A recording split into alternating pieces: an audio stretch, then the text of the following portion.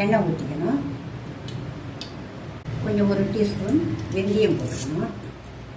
1 teaspoon கடுகு போட்டுக்கணும். அப்புறம் கருவேப்பிலை, வெங்காயம் போடணும்.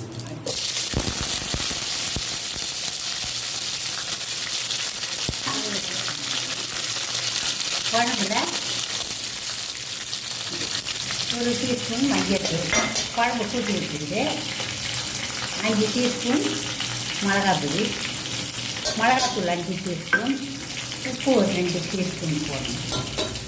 போட்டு கரைச்சி வச்சுக்கணும். தக்காளி 1 அரைஞ்சி போடணும்.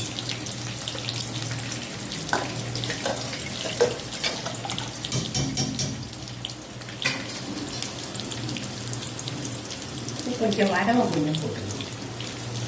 வடகம் மீன் குழம்புக்கு வடகம் போட்டால் ருசியாக இருக்கும்.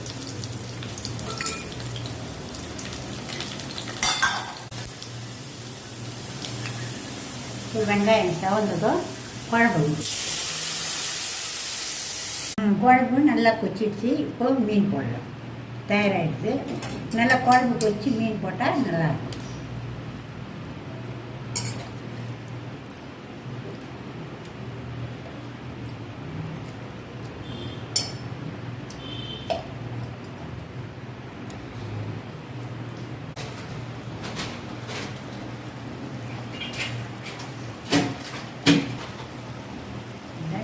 இப்போ பூண்டு குழம்பு கொதிக்க சொல்ல பூண்டை தட்டி போட்டுடணும். இப்போ மீன் குழம்பு ரெடி ஆகிடுது. மாற்றி